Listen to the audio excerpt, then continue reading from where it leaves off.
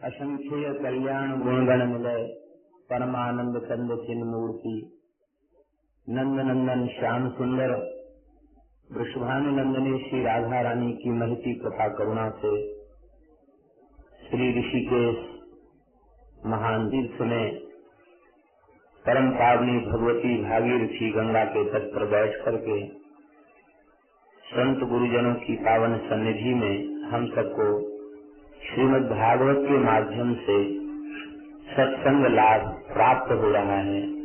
यह श्री ठाकुर जी की हम सबके ऊपर अहेत की कृपा करुणा है, श्री गंगा जी की करुणा है जो हम सबको यह दिव्य अवसर प्राप्त हो रहा है। श्रीमद् भागवत के महात्म्य का सर्वप्रथम स्मरण किया गया है। श्रीमद् भागवत का दो पुराणों में विशिष्ट महात्म्य है, एक तो स्कंद पुराण और दूसरा पद्म पुराण। अन्य पुराणों में भी श्रीमद् भागवत के महात्म्य की यत्किंचित चर्चा है, लेकिन स्कंद पुराण और पद्म पुराण में तो विशिष्ट चर्चा श्रीमद् भागवत की महात्म्य की गई है। एक जिज्ञासा प्रायः चित्त में होती है। श्रीमद् भागवत के प्रथम स्कंध में यह निरूपण है, व्यास जी को 17 पुराणों की रचना करने के बाद भी, महाभारत को प्रकट करने के बाद भी संतोष नहीं हो रहा था। तब श्री देवर्षि नारद जी की प्रेरणा से विशुद्ध भागवत धर्म को प्रकट करने वाले इस दिव्य ग्रंथ श्रीमद् भागवत को प्रकट किया गया।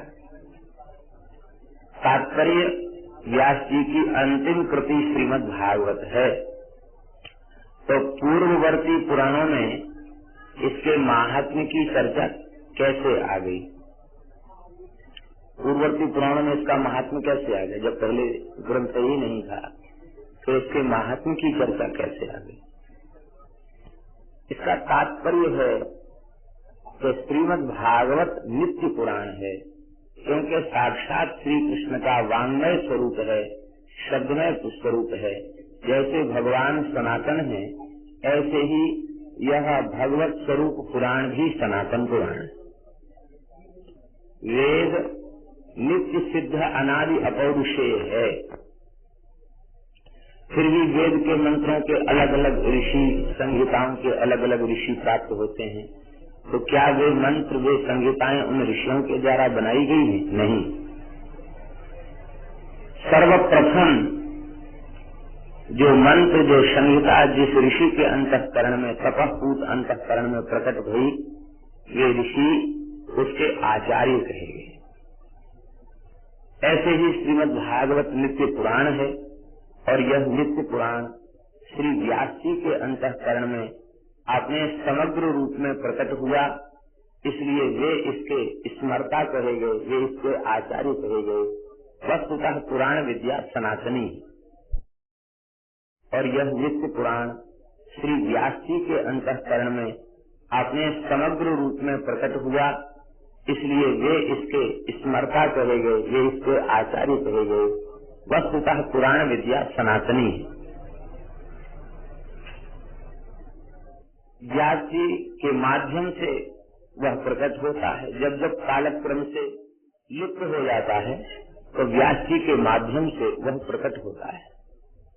व्यास जी का दुखित होना और श्री नारद जी का शुभागमन होना, यह केवल श्रीमद् भागवत की दिव्य जो आचार्य परंपरा है, उस परंपरा की सुरक्षा के लिए ही यह लीला घटित हुई।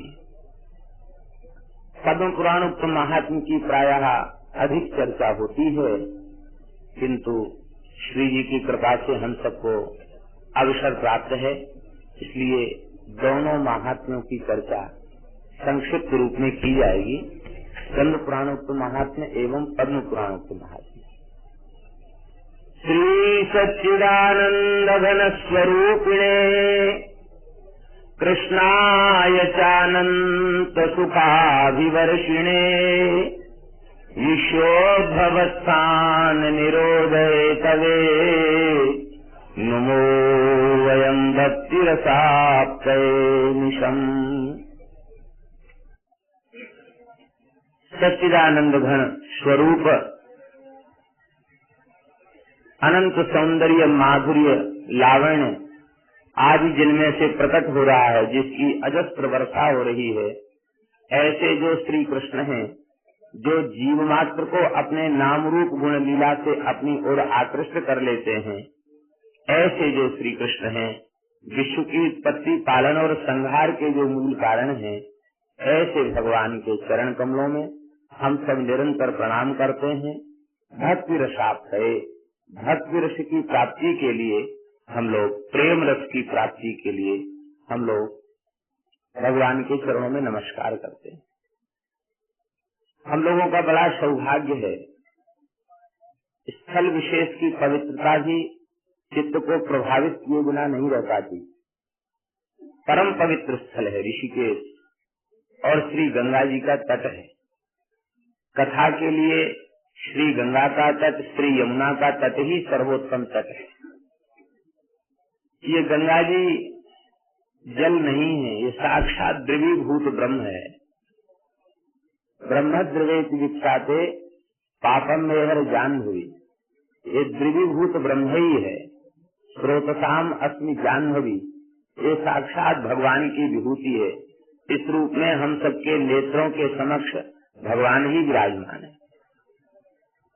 या वै लसच्छ्री तुलसी विमिश्र कृष्णांघ्रिरेण्वभ्यधिकाम्बुनेत्री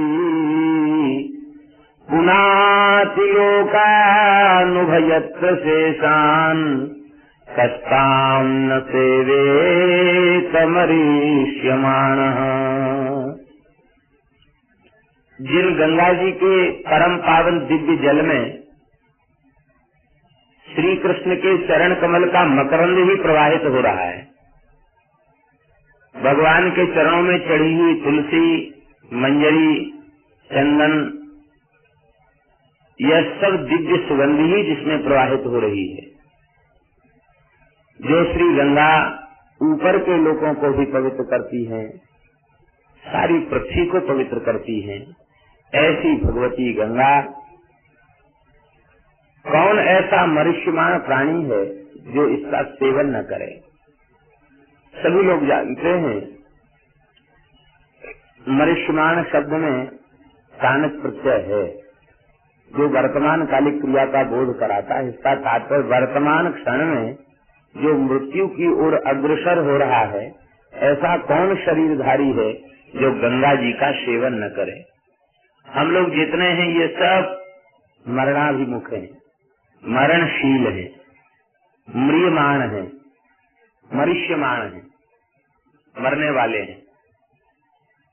हम सबका परम सौभाग्य संतों के परम आश्रय में श्री गंगा जी के तट पर बैठ करके गंग तरंग का अवलोकन करते हुए, संत वैष्णवों का दर्शन करते हुए भगवत भागवत चर्चा करने का सौभाग्य प्राप्त हो रहा है।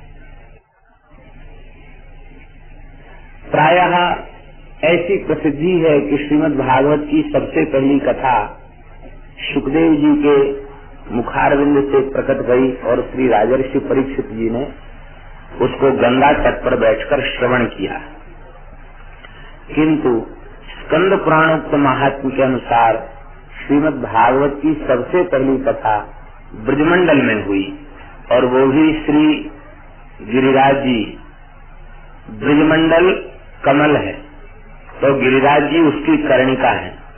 कमल के मध्य जैसे कर्णिका होती है, ऐसे ही गिरिराज जी ब्रजमंडल कमल है और श्री गिरिराज जी उसकी कर्णिका है। कर्णिका प्रदेश में ही, और कुसुम सरोवर जो है जहाँ कथा हुई है वो गिरिराज जी के एकदम मध्य में है। सप्तकोश गिरिराज में बिल्कुल मध्य में है, मध्य स्थल में। श्री उद्धव जी के मुख से श्रीमद् भागवत की कथा का श्रवण बद्रीनाथ जी ने किया और कुछ समय तक परीक्षित जी ने भी श्रवण किया, और भगवान श्री कृष्ण की 16,000 रानी पटरानी भी वहाँ उपस्थित थी, 16,100। उन्होंने भी बैठ करके श्रीमद् भागवत का श्रवण किया। तो श्रीमद् भागवत का सर्वप्रथम प्राकट्य प्रादुर्भाव ब्रजमंडल में श्री व्यास जी की गोद में ही सबसे पहले श्रीमद् भागवत जी की चर्चा हुई। ब्राह्मणों के शाप से यदुवंश का क्षय हो गया। भगवान सर्वसमर्थ हैं, लेकिन सर्वसमर्थ होते हुए भी भगवान ने शाप को मेटा नहीं, शाप का अनुमोदन किया, क्योंकि भगवत इच्छा भगवत संकल्प से ही यह कार्य हुआ। भार उतारना चाहते थे भगवान।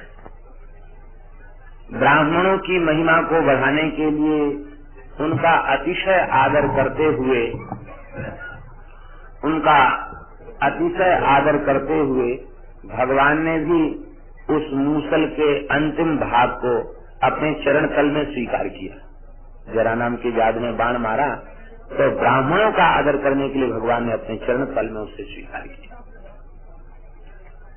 यदुवंश का क्षय हो गया है, किंतु दो महापुरुष ब्राह्मणों के शाप से बच गए। एक तो श्री महाभागवत उद्धव जी महाराज, उद्धव जी भी शाप से बच गए, और श्री बद्रीनाथ जी महाराज भी शाप से बच गए। क्यों बच गए? ये भगवान का अनुग्रह है। श्री ठाकुर जी के कृपा कवच में जो सुरक्षित है, उसके ऊपर किसी का क्रोध, किसी का शाप, किसी का तप प्रभावी नहीं हो सकता। महान तपस्वी ऋषि दुर्वासा जी का क्रोध महाभागवत श्री अम्बरीश जी का अनिष्ट नहीं कर सका। तो ये दोनों महाभागवत हैं, इसलिए ये भगवान की कृपा कवच में सुरक्षित हैं, इसलिए ये दोनों महापुरुष बच गए।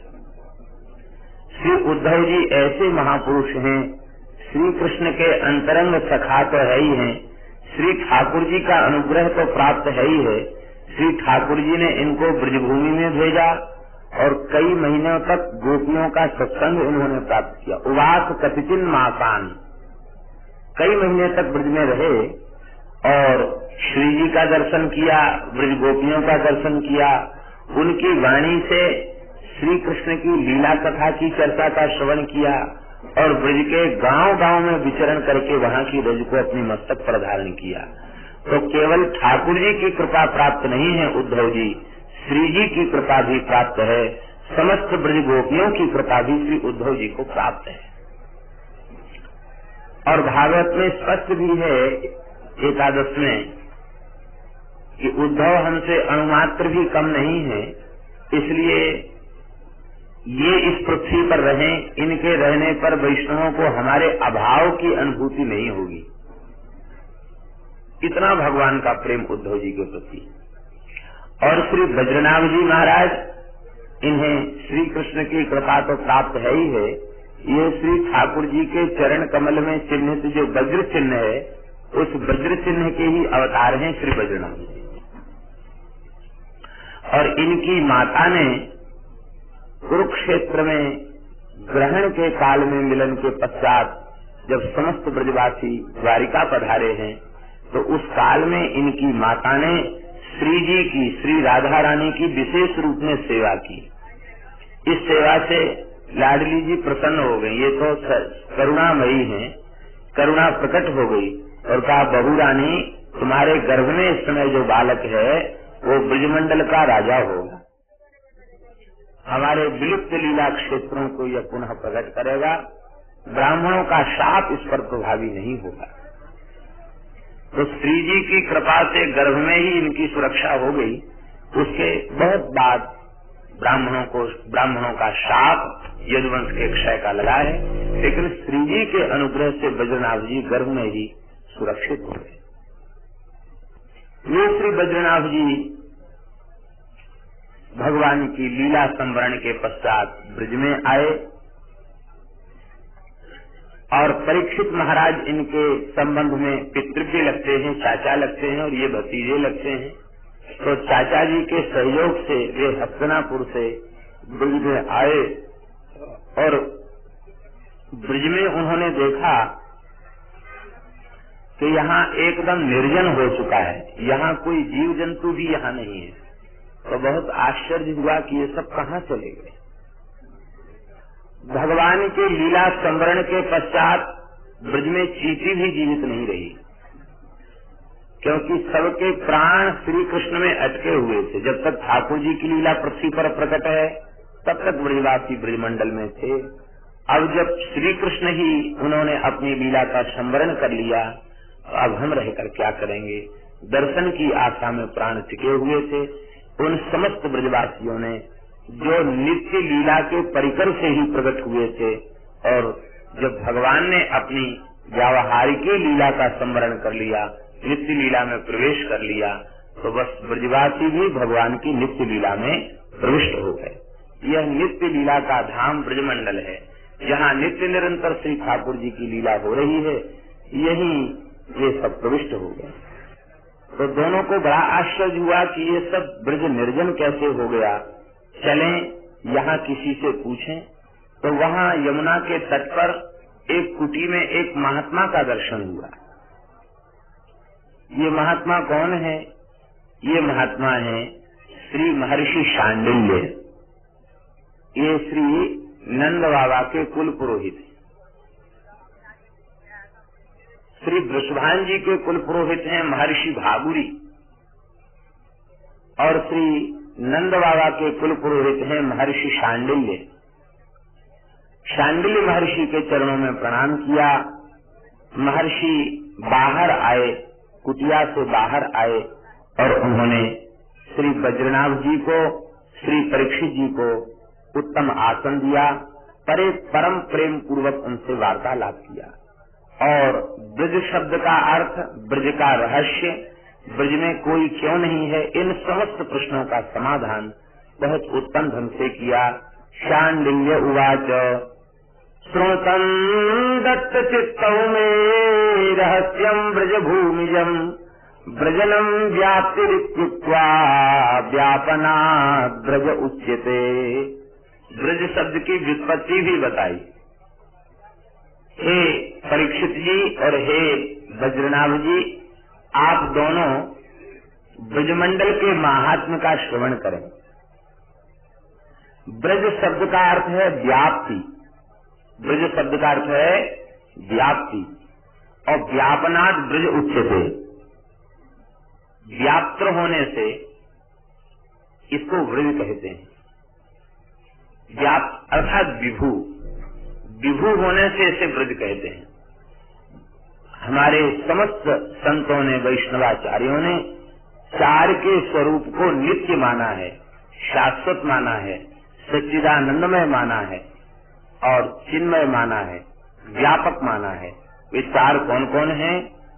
नाम, रूप, लीला और धाम। इन चार को शाश्वत माना है आचार्य ने।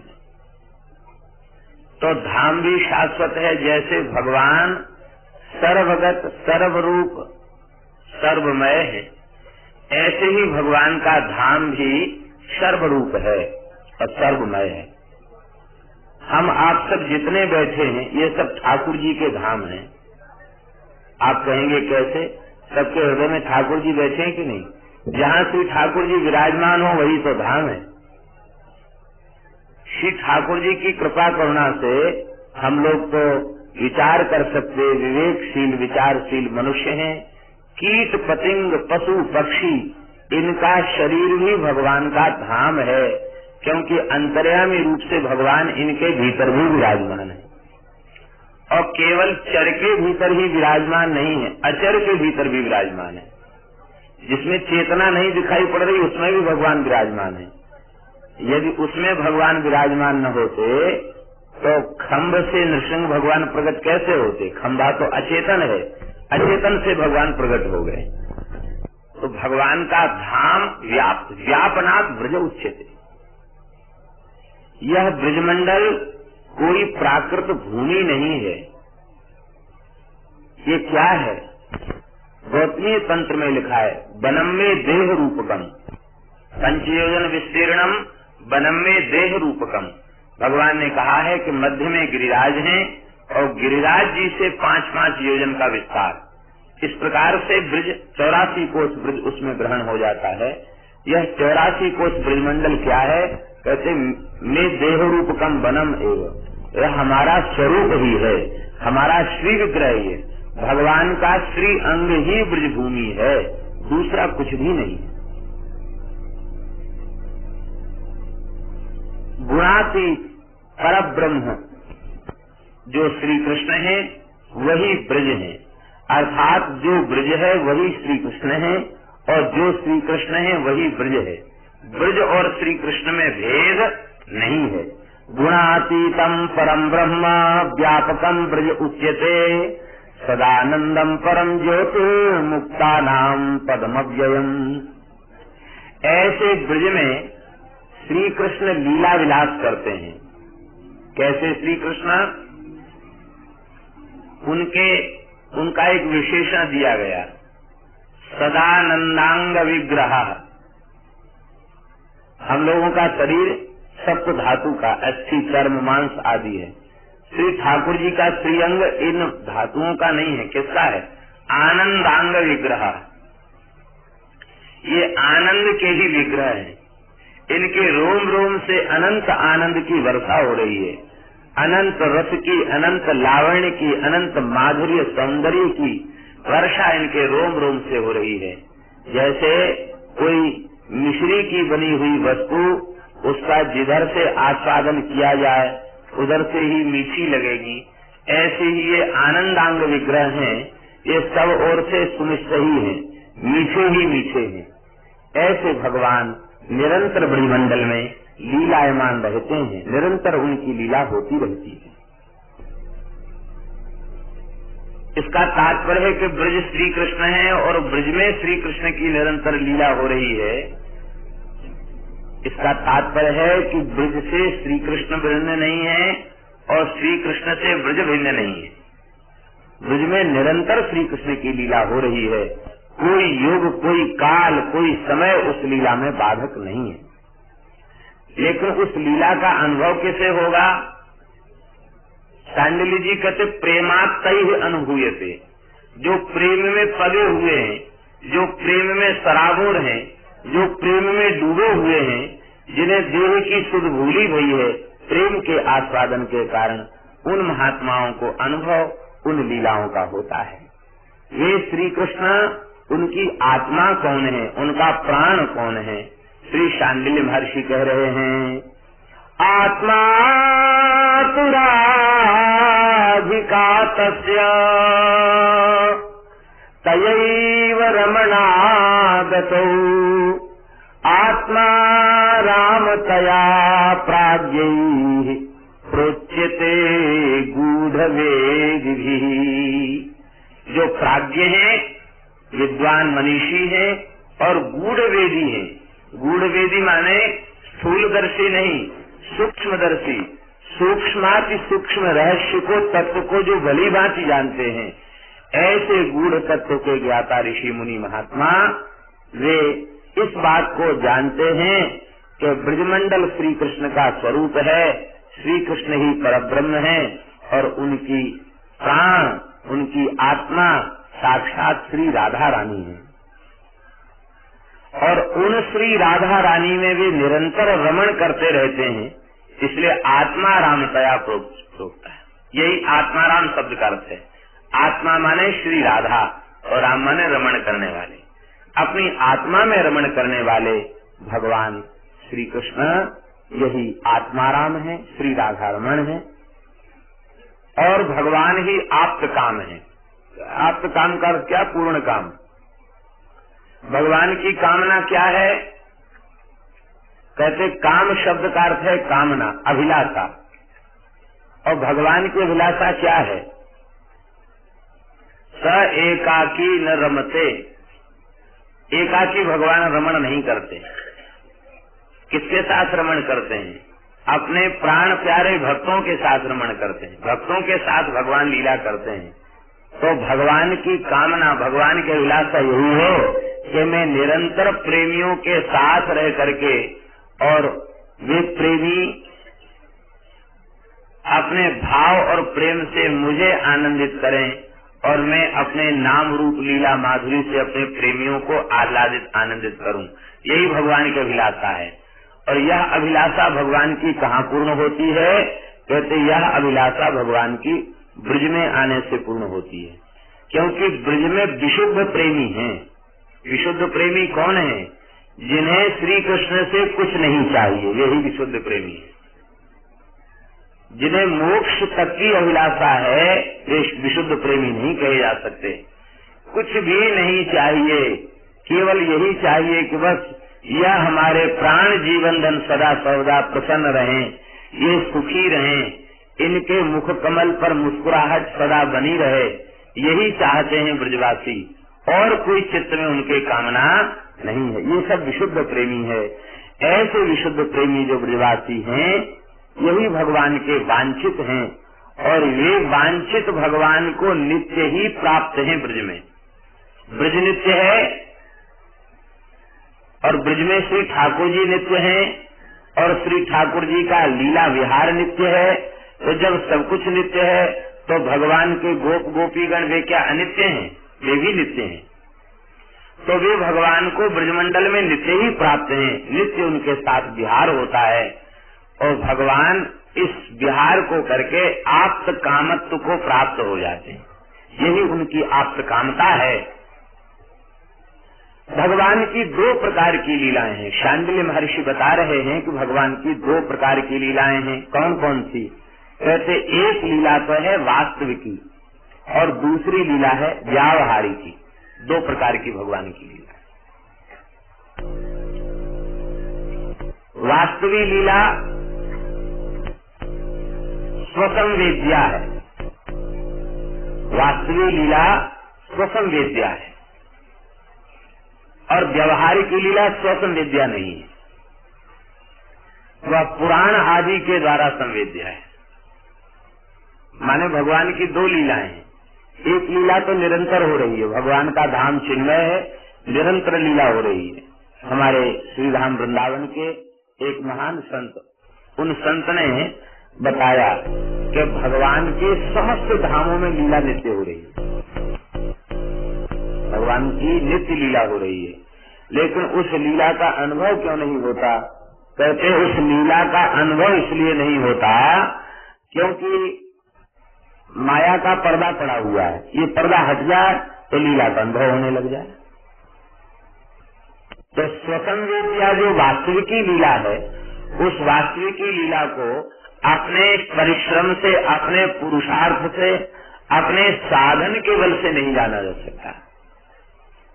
उसे कृपा के बल पर ही जाना जा सकता है। आचार्य के अनुग्रह से ही उसे जाना जा सकता है। श्री जी की विशिष्ट कृपा करुणा से ही उसे जाना जा सकता है। अपने साधन के बल पर उस लीला में प्रवेश नहीं मिल सकता, और न उस लीला का आस्वादन संभव है। हमारे श्रीधाम वृंदावन में श्री हरिराम व्यास जी महाराज के सबसे छोटे पुत्र श्री किशोरदास जी महाराज स्वामी जी की शरण में गए, और स्वामी जी ने उनको बिहारी जी के लिए जल सेवा का आदेश दिया, और श्री यमुना जी से जल भरने गई थे कि बस आचार्य चरण की कृपा भई कि दिव्य वृंदावन प्रकट हो गया, और दिव्य वृंदावन के प्रकट होते ही महारास प्रकट हो गया, और रास का दर्शन होते ही श्री किशोरदास जी महाराज के भीतर वाणी प्रकट हो गई, और वे प्रेम में विह्वल होकर के गाने लगे, लाल लटकंता यौवन मनता खेलत रास अनंता, यमुना तीर भीर युवतिन की मध्य राधिका कंता, लाल लटकंता यौवन मनता खेलत रास अनंता। इस नवीन सखी का सहचरी का पद श्री प्रिया जी को, ठाकुर जी को इतना भाया कि आदेश दिया कि इस पद को अंकित कर लो, और नित्य विहार में इसका गायन स्वयं श्री जी ठाकुर जी सहचरियां कर रही थी। तो रसिकों को बड़ा आश्चर्य हुआ कि ये कौन सी सहचरी है जिसके पद को प्रिया जी गा रही है, ये कौन सी सहचरी है? तो स्वामी जी से पूछा तो स्वामी जी ने कहा, ये आप सबको ही लाडलो किशोरदास है।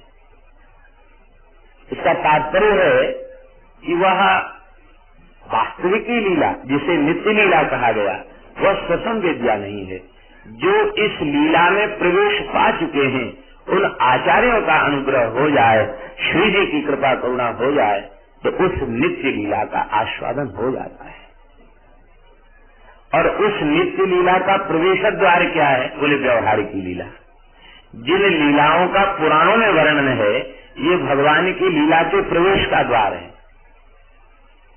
श्रीमद् भागवत में वर्णित जो चरित्र है, भगवान की लीला के प्रवेश का द्वार है।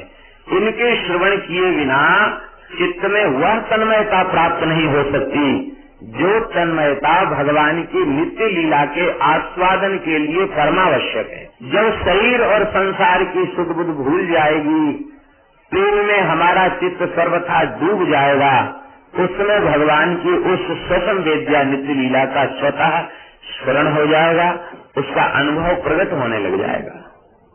वास्तविक तत्व संवेद्या जीवानाम व्यावहारिकी आद्याम विना द्वितीयाना जगा क्वचित। ये बहुत रहस्यपूर्ण बात है श्री सांडिल्य महर्षि की। कहते सामान्य जीव उनका अधिकार व्यावहारिक की लीला में है। भगवान त्रेता में रामावतार लेते हैं, जो लीला करते हैं, व्यास वाल्मीकि आदि महर्षि उन लीलाओं का ग्रंथों में पुराणों में वर्णन करते हैं, वो लीला व्यवहार की लीला है। और हम सब जीवों का अधिकार उसी लीला में है। और वह लीला आदि लीला, आदि माने स्वसंवेद्या नित्य लीला, नित्य विहार की लीला, नित्य लीला। तो वह भगवान की जो नित्य लीला है, वह नित्य लीला के बिना व्यवहार की लीला संभव नहीं है। क्योंकि नित्य विहार के जो स्वरूप है वही अवतार काल में प्रकट होकर के लीला करते हैं और फिर अपने स्वरूप में विराजमान हो जाते हैं। तो नित्य विहार, नित्य लीला के बिना, वास्तविक लीला के बिना व्यवहार की लीला संभव नहीं है। और व्यवहार की लीला के आस्वादन किए बिना नित्य विहार की लीला में भी प्रवेश संभव नहीं है। इसलिए प्रथम सुने भागवत भक्त मुख, सबसे पहले भागवत का श्रवण करे, भक्त के मुख से भागवत की कथा का श्रवण करे। ये भगवान की लीला का प्रवेश द्वार है। बिना द्वार के महल में प्रवेश मिल सकता है क्या? और महल तो इतना ऊंचा है, उसके कंगूरे इतने ऊंचे हैं, तो वहाँ बड़े बड़े सिद्धों की, जोगियों की भी गति नहीं है। उसमें एक ही उपाय है, उस महल का प्रवेश द्वार मिल जाए। यह प्रवेश द्वार है श्रीमद् भागवत की कथा, व्यवहार की कथा। तो देखो, तुम लोगों ने जिस लीला का दर्शन किया वह व्यवहार की लीला मथुरा मंडल, द्वारिका मंडल में प्रकट भई, ब्रज मंडल में भी प्रकट भई, लेकिन वह लीला जहाँ से प्रकट भई वो तत्व कहाँ छिपा है? तो हे वज्रनाभ और हे परीक्षित, वह तत्व श्री ब्रजमंडल में छिपा हुआ है। वह तत्व ब्रजमंडल में छिपा है। आज भी ब्रजमंडल में वह लीलाएं हो रही हैं, लेकिन किसे वह लीला का अनुभव होता है?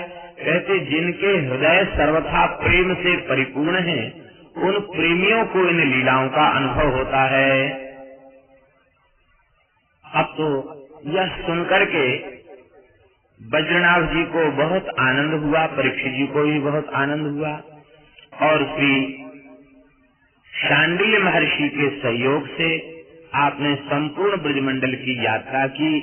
जहाँ जहाँ भगवान की जो जो लीलाएं भई थी, उन लीला स्थलों को पुनः प्रकट किया। कुंड, सरोवर, कूप आदि का निर्माण कराया और मंदिरों का निर्माण कराया। कहाँ कहाँ बसावट श्री वज्रनाभ जी ने सबसे पहले की, श्री सुखदेव जी वर्णन, श्री शांडिल्य महर्षि वर्णन कर रहे हैं। गोवर्धने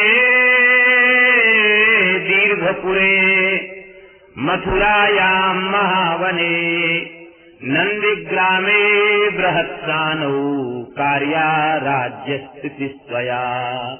हे वज्रनाभ, अब तुम सबसे पहले यहाँ अपने राज्य को व्यवस्थित करो। गोवर्धन में दीर्घपुर माने होता है डीग, डीग का ही नाम है स्कंद पुराण में दीर्घपुर। दीर्घपुर में, मथुरा में, महावन माने गोकुल में, और नंदीग्राम माने नंदगांव, और बृहत सानु माने बरसाना। इनमें तुम लीला का विस्तार, अपने गांव नगर आदि का विस्तार करो। नदी, द्रोणी, कुंड, कुंज आदि उन सब का तुम सेवन करो, सबकी सेवा करो, तो तुम भगवान के अतिशय प्रिय बन जाओगे। देखो, ये बड़ी रहस्य की बात है। भगवान का प्रिय बनना हो तो भगवान के लीला के धाम की सेवा करो। जी की सेवा, लता पता की सेवा, श्री यमुना जी की सेवा, इनकी सेवा ही भगवान की प्रियता को प्रदान कर देती है। और जब तुम प्रेम पूर्वक ब्रजमंडल की सेवा करोगे तो तुम्हें अपनी दादियों के साथ, अपनी माताओं के साथ तुम्हें ब्रजभूमि के रहस्य का ज्ञान हो जाएगा। इस प्रकार से शांडिल्य महर्षि ने ब्रजभूमि के रहस्य का बोध कराया है। इधर इंद्रप्रस्थ से कुछ प्रजा को लाकर के ब्रज में बसाया गया है और ब्रज में पुनः जगह जगह कुंड कूर्पादि पूर्तेन शिवादि स्थापने, ये कुंड सरोवर सब बद्रीनाथ जी के द्वारा पहले बनवाए गए श्री कृष्ण के परम धाम गमन के पश्चात, और शिवादि स्थापने गोविंद हरिदेव आदि स्वरूपों की स्थापना की। गोविंद हरिदेव आदि स्वरूपारोपण, स्कंद पुराण में नाम है गोविंद और हरिदेव, दो का नाम है, और आदि शब्द से अन्य विग्रहों की भी स्थापना की है। बलदेव, केशवदेव आदि इन विग्रहों की भी श्री बद्रीनाथ जी ने स्थापना की है। और भूतेश्वर, गोपेश्वर, चक्रेश्वर, कामेश्वर, नंदेश्वर आदि शिवलिंगों की भी स्थापना ब्रजमंडल में उन्होंने की है। एक दिन की बात है, भगवान की जो रानियां हैं, जो भौमासुर के कारागार में निरुद्ध थी और जिनके साथ भगवान ने एक मुहूर्त में विवाह किया है, वे सब भगवान की जो रानी पटरानी हैं, उन्होंने एक दिन श्री यमुना जी का दर्शन किया। यमुना जी बड़ी प्रसन्न थी, अतिशय आनंद में विह्वल थी यमुना जी। यमुना जी का स्वरूप और श्याम सुंदर का स्वरूप एक जैसा है। श्याम श्रीअंग है श्री यमुना जी का। दूर से तो इन रानियों को यह अनुभव हुआ क्या प्राण प्रीतम श्री कृष्ण आ गए क्या, लेकिन निकट में पहुंचकर उन्हें अनुभव हुआ कि नहीं, ये तो हमारी ज्येष्ठा भगवान की चौथी पटरानी श्री यमुना जी है। भगवान की रानियों ने प्रणाम करके एक प्रश्न पूछा, बोले जैसे हम सब श्री कृष्ण की पत्नी हैं, ऐसे ही आप भी तो श्री कृष्ण की पत्नी हैं, लेकिन वयम विरह दुखार्ता तन्न कालिंदी तद्वद, हम तो विरह से व्यथित हो रही हैं और आप एकदम प्रसन्न हैं, इसका क्या कारण है? क्या श्याम सुंदर का विरह आपको व्याप्त नहीं है क्या? आप इतनी प्रसन्न क्यों हैं? श्री यमुना जी ने उत्तर दिया, श्री यमुना महारानी की आत्मा रामस्य कृष्णस्य ध्रुवमात्मा स्थिराधिका तस्या दास्य प्रभावेन विरहोस्मान्न संस्पृशे। आत्माराम श्री कृष्ण की आत्मा निश्चित ही श्री राधा रानी है और उन राधा रानी की दास्यता हमने स्वीकार कर ली है, इसलिए हमें विरह का स्पर्श भी होता नहीं है। इसका तात्पर्य है श्री जी की करुणा जिसके ऊपर हो जाए उसको प्रियतम श्री कृष्ण का विरह कभी होता नहीं है, क्योंकि श्री जी तो उनकी आत्मा है और आत्मा से क्या देह भिन्न होता है? नहीं होता। देखो, आत्मा साक्षात श्री राधा रानी है और वे निरंतर हम लोगों में आत्मा और शरीर में भेद है, लेकिन भगवान का शरीर भी पांच भौतिक नहीं है, जड़ नहीं है, शुद्ध सच्चिदानंदमय है। इसलिए भगवान के शरीर में आत्मा और शरीर के भेद जैसी बात भगवान के श्रीअंग में नहीं है। सदानंदांग विग्रह, वे सदा आनंद विग्रह हैं, तो श्री जी के दास्य के प्रभाव से हमें विरह का स्पर्श नहीं है। और देखो, तुम सबका भी भगवान से वियोग नहीं है। क्यों नहीं वियोग है? कहते तस्याह एवांश विस्ताराः सर्वा श्री कृष्ण नायिका नित्य संभोग एवास्ति तस्यासां मुख्य योगतः। हे देवियों, श्री कृष्ण की आत्मा श्री राधा रानी है और श्री राधा रानी उनका ही अंशांश ब्रज गोपियां हैं और उन श्री राधा रानी का ही अंशांश समस्त श्री कृष्ण की नायिकाएं हैं। तो अपने मूल रूप का यदि हम चिंतन करें तो मूल रूप का चिंतन करने के बाद अंशी श्री जी का चिंतन करने के बाद फिर हमारा वियोग किसी काल में श्री कृष्ण से नहीं है। रुक्मिणी आदि समावेशो मया त्रैव विलोकिता। श्री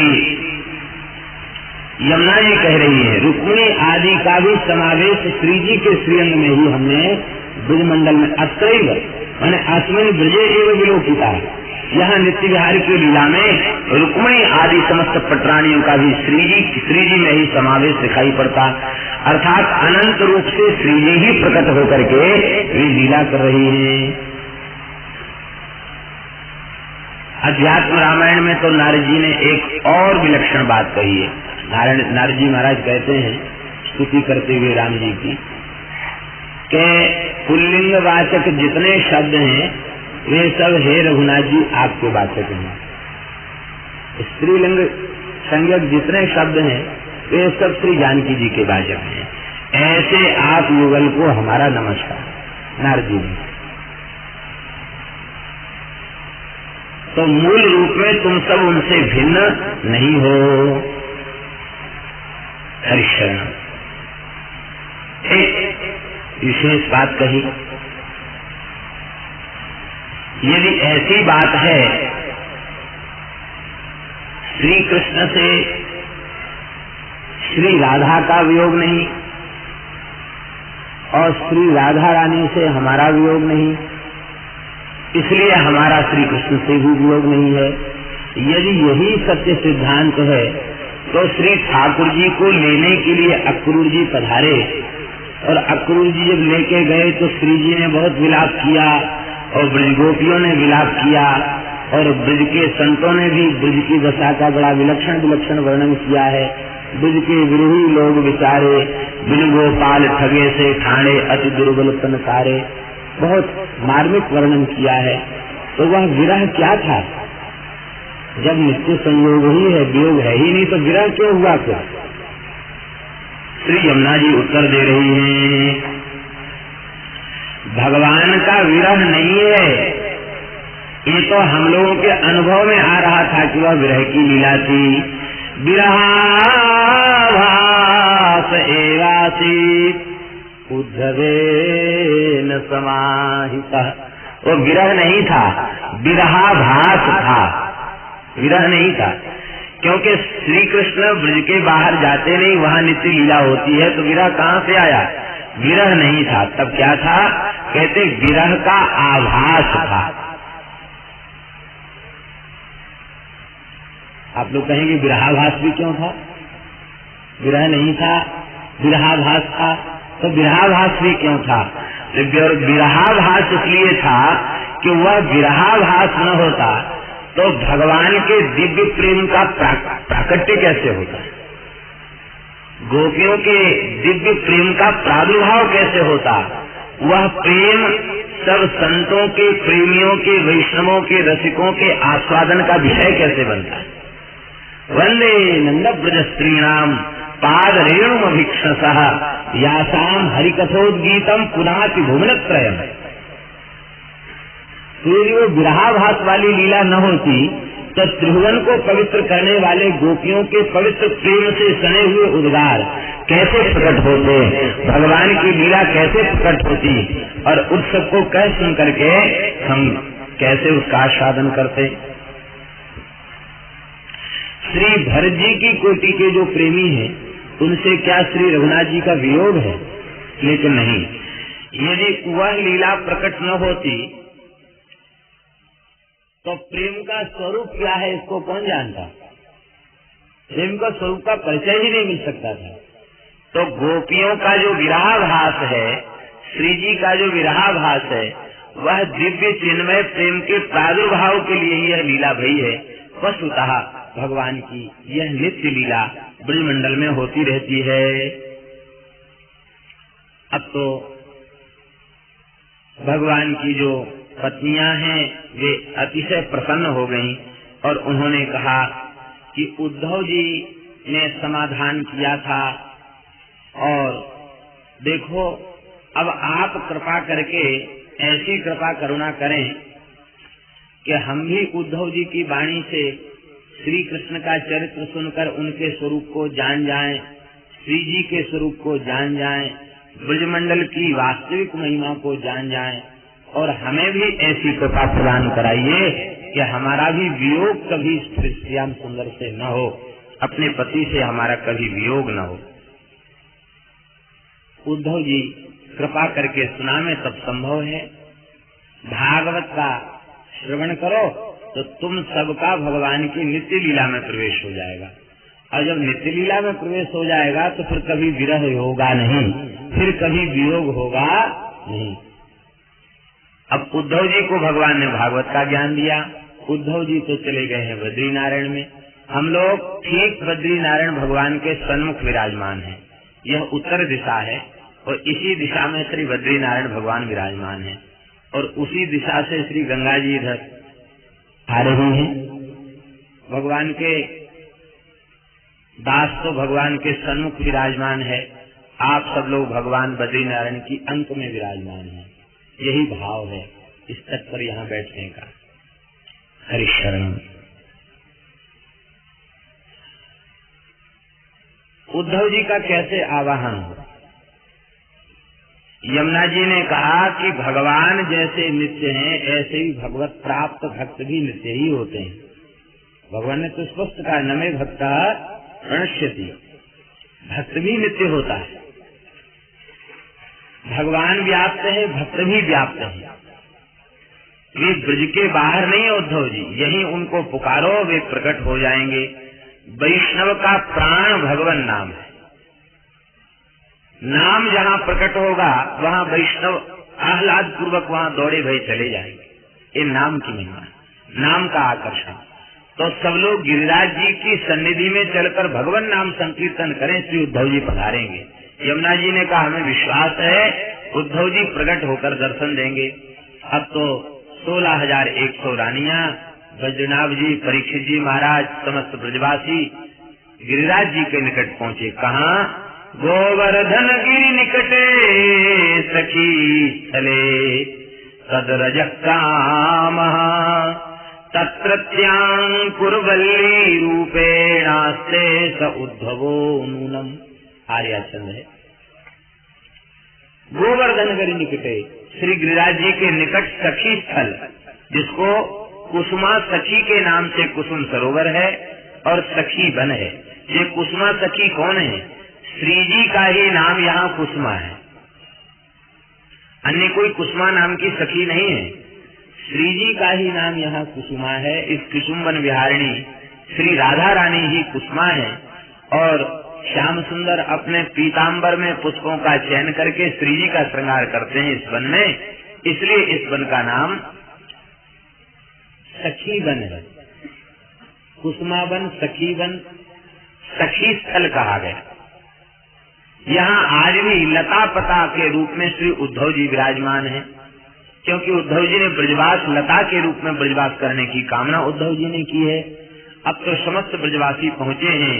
वीणा वेणु मृदंगई कीर्तन काव्यादि सरस संगीतई उत्सव आरब्धव्यो हरि रतलोकान समानाय।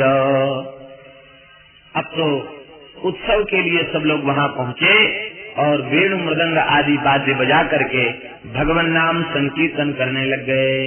श्री कृष्ण गोविंद हरे मुरारे, हे नाथ नारायण वासुदेव।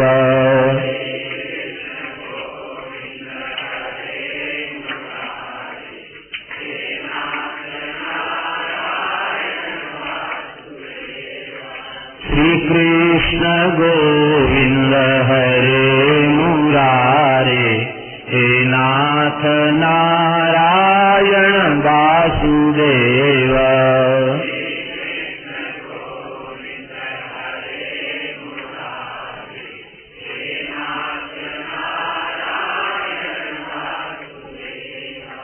हे नाथ नारायण वासुदेव, हे नाथ नारायण वासुदेव।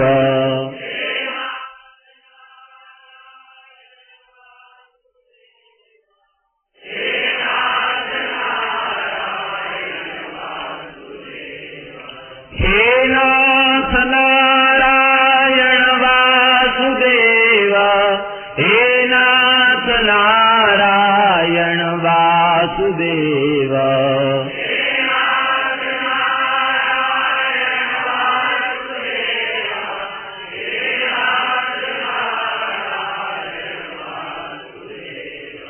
श्री कृष्ण गोविंद हरे मुरारे, हे नाथ नारायण वासुदेव।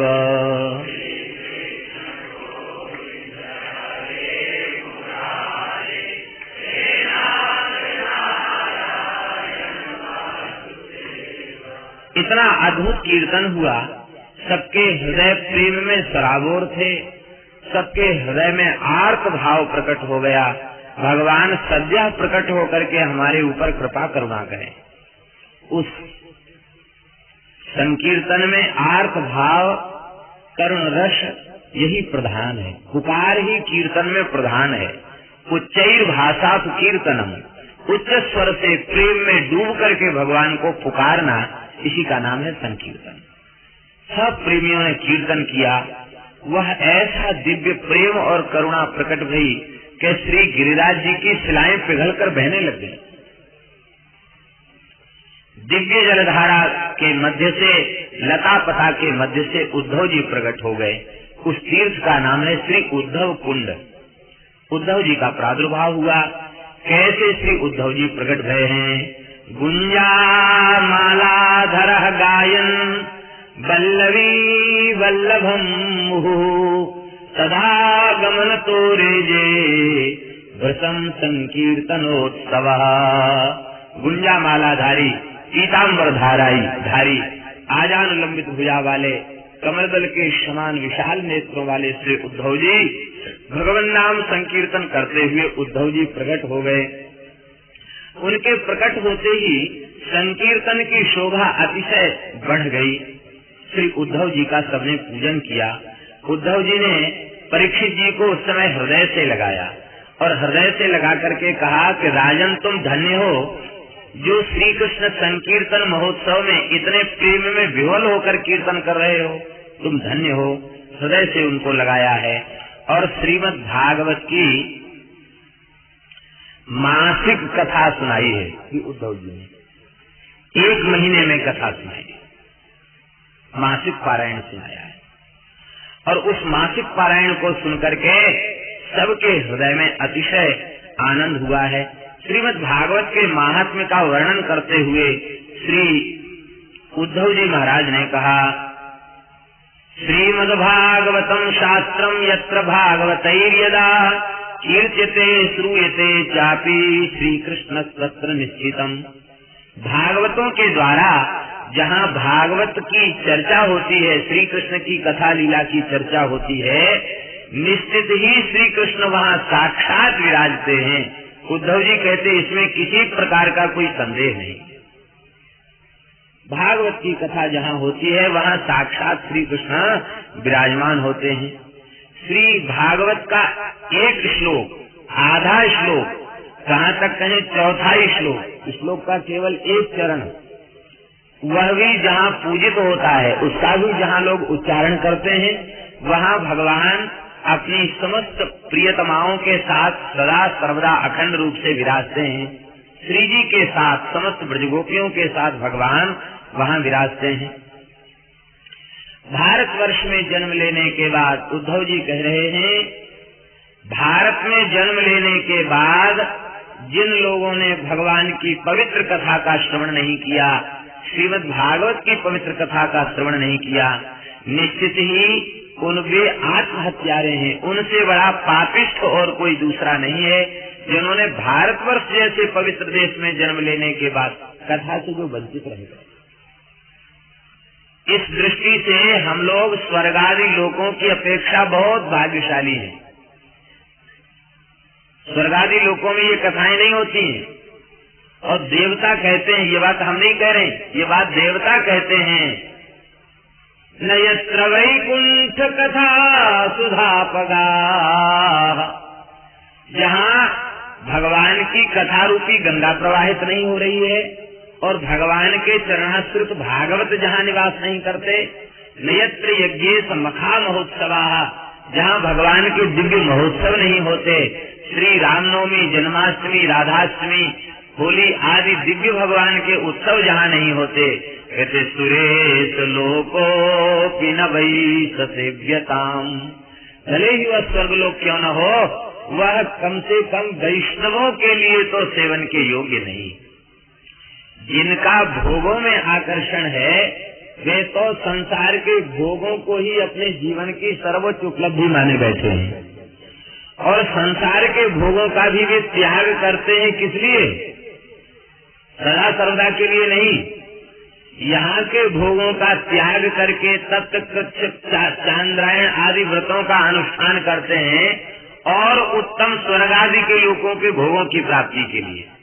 अरे भाई, भोगतेर भोग तो भोग ही है, चाहे पृथ्वी का होए अथवा स्वर्ग आदि लोगों का भोग हो, वह भोग क्षयिष्णु है, नाशवान है, विनाशी है और परिणाम में दुख देने वाला है। क्या भेद हुआ? कोई भेद नहीं है। लेकिन भगवान के प्राण प्यारे भक्त, जिनका भगवान में आकर्षण बढ़ चुका है, ऐसे भगवान के भक्त ये किसी भोग की प्राप्ति नहीं चाहते हैं। तो भारतवर्ष में जन्म लेने के बाद जिन लोगों ने भगवान की कथा नहीं सुनी, भोग में ही लगे रह गए, ऐसे वस्तुतः वे आत्महत्यारे हैं।